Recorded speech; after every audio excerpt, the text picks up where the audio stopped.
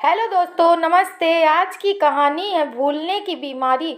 आयुष अपनी भूलने की बीमारी के चलते अपनी माँ स्मिता को घर में छोड़कर अपनी पत्नी प्रिया के साथ नए घर में रहने चला गया था। क्या सच में वह भूल गया था कि घर में उसकी माँ भी है? हर औरत के लिए उसका घर बंगला या कोठी से कम नहीं होता। स्मिता ने अपने छोटे से घर को ही महल मान लिया था। पति और एक प्यारा सा बच्चा आयुष, 3 सदस्यों से भरा पूरा घर था उसका। लेकिन उसके पति की एक बड़ी गंदी आदत थी भूलने की। हर चीज भूल जाते थे। काम पर जाते वक्त कभी वॉलेट भूल जाते, तो कभी रुमाल भूल जाते, तो कभी घड़ी या गाड़ी की चाबी, तो कभी टिफिन भूल जाते। और हर बार दौड़कर स्मिता ऐसी सब चीजें उन्हें पकड़ाती, क्योंकि उसके घर में कोई नौकरानी नहीं थी। लेकिन मजाल है कि स्मिता के चेहरे पर सिकन तक आ जाए।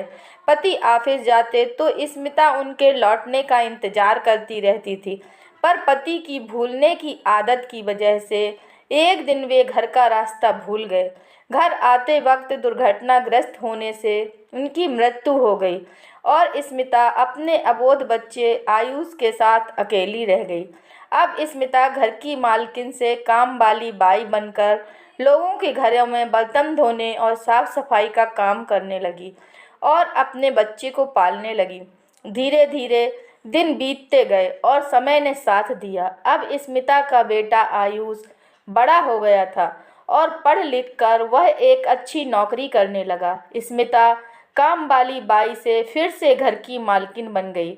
लेकिन उसके बेटे की भी एक गंदी आदत थी, अपने पिता की तरह भूल जाने की। इसीलिए स्मिता हमेशा अपने बेटे आयुष को याद दिलाती रहती कि उसे क्या याद रखना है। स्मिता को हमेशा डर रहता कि कहीं उसका बेटा भी उसके पति की तरह घर आना ना भूल जाए। स्मिता का आयुष बेटा जिस कंपनी में काम करता था, उसमें प्रिया नाम की एक लड़की भी काम करती थी और आयुष उससे प्रेम करने लगा था।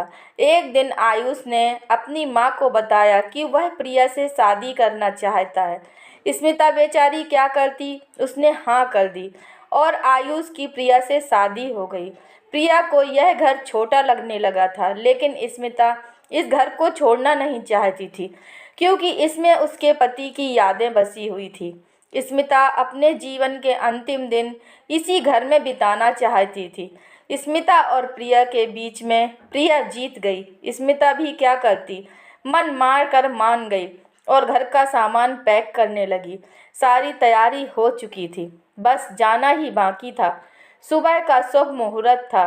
सभी लोग खाना खाकर सो गए।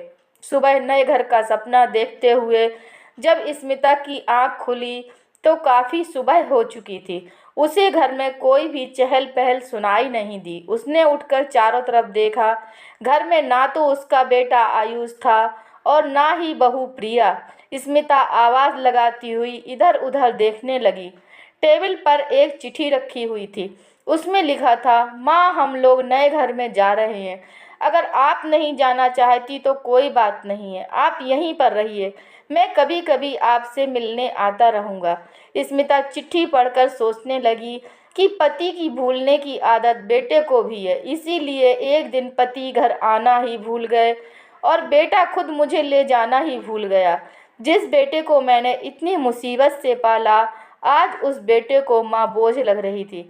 इसीलिए मुझे वह घर में भूलकर पत्नी के साथ चला गया। स्मिता अपने आंसू पोंछते हुए मन ही मन में बोली, भगवान हमेशा उसे खुश रखे।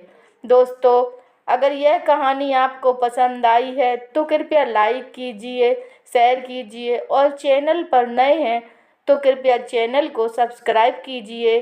धन्यवाद।